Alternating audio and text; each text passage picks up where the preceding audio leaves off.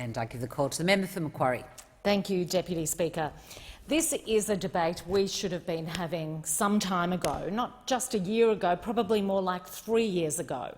And I did hear the member for North Sydney talk about how timely the legislation was, coming in the same week the Morrison government released its pamphlet on net zero emissions by 2050. But actually, it is years overdue, as was that so-called commitment to net zero. But when you have a government that pretends that the need for climate action isn't urgent and pretends that the existing policy settings are enough, what you end up with is lost opportunities. And we had a lost opportunity with this. It's taken so long for this to come to the parliament. Look, we also had a lost opportunity when the COVID economic response ignored any investment in renewables.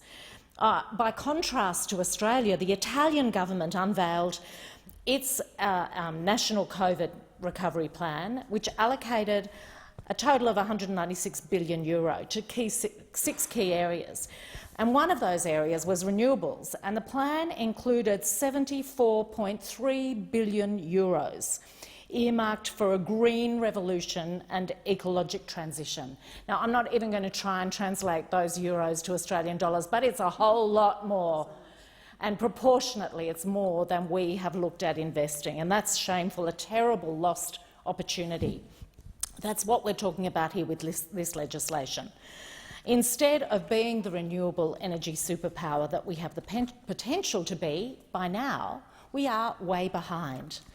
The UK already has the world's largest offshore wind generation capacity, and in October 2020 the UK government announced a target of 40 gigawatts of offshore wind capacity by 2030, up from its original 30 gigawatts by 2030 target. It's good at increasing its targets, particularly its 2030 target. UK Prime Minister Boris Johnson said to the Conservative Party conference this time last year, in 10 years' time, offshore wind will be powering every home in the country. Now, this isn't some socialist government in Scandinavia. This is a Conservative British Prime Minister. And he's obviously talking about a country that is not blessed with endless sunshine. And they have seen the opportunity that wind gives. Well, we are really lucky. We not only have sunshine, we have wind. The global development of offshore wind resources has sped up as part of that broader shift to lower emissions energy. Yet we haven't. The EU is targeting 60 gigawatts, the US 30 gigawatts, South Korea 12 and Japan 10. All of this is expected to drive the addition of 200 gigawatts of offshore generation. Now, I'd like you to keep that 200 gigawatts in mind. Let's turn to Australia. In Australia, we have one of the longest coastlines in the world, thanks to being a pretty big island, which gives us so much potential for offshore wind. We have some of the best wind resources in the world, especially along our southern coast. Conditions across a lot of that coast rival the North Sea, an area which we all know has dozens of wind farms already servicing places like Denmark and Germany. We have more offshore wind resource than we could ever possibly use ourselves. Recent research by the Blue Economy CRC indicates that feasible wind resources in Australia could be around 2,233 gigawatts capacity. 2,233 gigawatts, and that compares to what I mentioned earlier, the 200 gigawatts that the combined global capacity is targeting. So there's a massive opportunity for us. Our energy market is around 55 gigawatts. So we've got a whole lot more than Australia needs, and that's why there's so much potential for exporting to Southeast Asia. Yet, in spite of that, not a single offshore project has been developed in Australian waters. But fortunately, not everybody has had their head in the sand, as the Morrison government has, on offshore wind and previous Liberal leaders. There are 10 projects that are currently being blocked by the government because we haven't had this legislation to allow the construction of offshore wind farms. The combined projects have a capacity generation of more than 25 gigawatts. That's, for the first 10 projects, that's a significant amount. One of the key ones is the Star of the South off Gippsland, which, when complete, will produce enough energy to cover 20% of Victoria's current energy needs. And it's partly because these turbines are so much bigger than the ones I drive past on my way from the electorate of Macquarie to Canberra along Lake George. One single turn of an offshore wind turbine can provide as much energy as a whole day's worth of rooftop solar, just because of the size and capacity of it. The turbines can turn 15 times each minute. And when you add in floating turbine foundations, which can operate in very deep waters, you open access to a lot more windy offshore locations. For us, some of the best resources are located just off the coast of regions that have traditionally been the powerhouses of Australia. Gippsland and Latrobe, Newcastle and the Hunter, Illawarra, Gladstone and Central Queensland. Now, the positives are that these regions already have strong electricity grid infrastructure. They've got the ports, they've got the railways, and they've got the populations for new energy and new industry. Most of the proposals, these 10 proposals, are situated near traditional energy regions because of those strong connections to the electricity grid. And of course, under Labor, we want to see that grid expanded. That rewiring of the grid is so that things that need to be developed away from those traditional areas can be, but these ones are a great place to start. It's not just that the energy created will benefit Australia. These communities and their workers will have the most to gain from a new, thriving offshore wind industry. They're going to get the jobs. The turbines need maintenance, and there's a network of ships and ports required for that maintenance. 26,000 people already work in the offshore wind industry in the United Kingdom, and 70,000 are expected to by 2026. Yeah, it's a lot, isn't it? OceanX is looking at spending $31 billion to build 7.5 gigawatts worth of offshore wind and significantly upgrade ports. So there's investment there that will generate jobs. Green Energy Partners have 2 projects they're looking to start exploratory work on, off the Illawarra and off Newcastle. And they want to use Port Kembla as a construction hub. So this diversification in these areas is going to allow so many new high-skilled jobs. Paddy Crumlin, who's the National Secretary of the Maritime Union, sees this opportunity to create a huge number of high-skilled jobs in Australia. He notes that we already have highly skilled seafarers and offshore oil and gas workers who are capable of constructing offshore wind projects, and that these projects can provide the opportunity for those workers to transition into the important work of delivering Australia's clean energy future. Now, Labor has always known that there were jobs in renewables.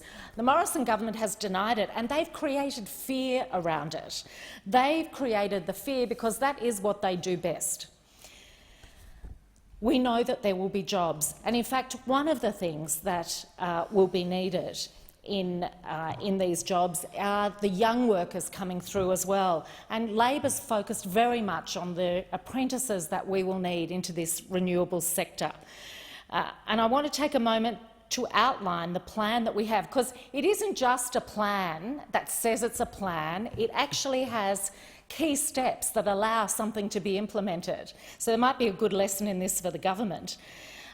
What we know already around new energy jobs is that 3 in 4 solar companies are already saying they're having difficulty recruiting electricians, for instance, because there are not enough candidates with specific experience. And in spite of that, they're still booming, but they need more support to do even better. So what Labor would like to see is a dedicated commitment, and under a Labor government, that's what we'll have. We'll invest $10 million in a new energy skills program. There'll be 10,000 new energy apprenticeships available over 4 years, and we're very specific how many that will be each year, 2,500 commencements a year from 2022-23. So it's not just a hope, It's not a horizon, it's not an ambition, it's a target and a plan to achieve it. We know that there have been cuts to TAFE that have severely reduced the availability of training pathways for these new skills, and particularly those that are not yet in the market at scale. And we know that that's another area that needs to be addressed, so that there are the training capacities, and that's where the extra $10 million in a new energy skills program comes. So they're tangible things that we want to do, and we have laid out those steps for how we achieve that, and that's what will be needed, Deputy Speaker, to be able to really make the most of the opportunities we have for offshore wind. These bills are useful. They provide a regulatory framework for electricity infrastructure. They allow the construction, the installation, the commissioning, the operation, the maintenance and the decommissioning of offshore wind and other electricity infrastructure. But we do need to move fast on this. It is a race. We do need to go from it being a piece of legislation to being enacted. In their submission to the Senate, the department responsible for this area noted that there is no provision in the legislation that mandates or sets a time frame for declaring an area. Now, several submissions from the business community have made note that this whole thing is long overdue and stressed the importance of moving quickly to declare zones and award licences so that they can get on with the job. This government, the Morrison government, has been stopping business from being able to get on with the job in building offshore wind farms. It's time that that changed. Now, in the time I have left, Deputy Speaker, I just want to touch on a couple of things that we would like to see added to these bills. We will support these bills. They are necessary. They are overdue. They will open up the potential for renewable industries. But there are a couple of things we'd like to see, and one is to amend one of the clauses to better incorporate electricity transmission and exports. The opportunity, the capacity that we have here means this isn't just a renewable energy for us, for Australians. This is for export as well. Australia can be the battery of Southeast Asia, especially after we harness this opportunity of offshore wind, and we need to make sure that this legislation allows that. One of the other concerns we have, Deputy Speaker, is that the work health and safety concerns that we have are not expressed in this bill. The committee that did the inquiry heard substantial evidence that the government has not adopted the harmonised national work health and safety law into the bills. And without harmonisation, what that means is we might end up with a situation where a worker would be subject to one regulatory regime on shore and a second one while they're travelling out on a vessel, and then a third one while they're working on the offshore renewable project. Now, that's a terrible confusion for workers. It's terrible for employers to have to operate in that environment. Labor's national platform is very clear that we will improve and harmonise the WHS regulatory frameworks covering workers in offshore clean energy. Australia's had some years to get this right. During the whole feasibility period, we can do this going forward and get it right so that employers and workers are not paying the price for it, and it's crucial that we do. Deputy Speaker, we need to also make sure that the benefits of these offshore wind farms flow through to the onshore communities that are linked to them. The local businesses, the entire community should see benefit out of it. This should be something that is positive, not just something that's sucking away from a local community. But that doesn't seem to be an issue that's been addressed by the government, and it should be. Deputy Speaker, we know the views of those opposite, that they think wind farms on land are ugly, that solar doesn't work in the dark, and that batteries are only as useful as the big banana. But people out in the real world actually know what the opportunity is to have renewable energy. They want renewable energy. That is why people have put solar on their roofs. And what we should be doing in this place is everything possible to make it easy for people to access renewable energy. These bills, we welcome them. They are well overdue. We certainly won't hold them up, but they could do with amendments, and I would urge the government to support the changes that we have put forward. I thank the member for Macquarie for her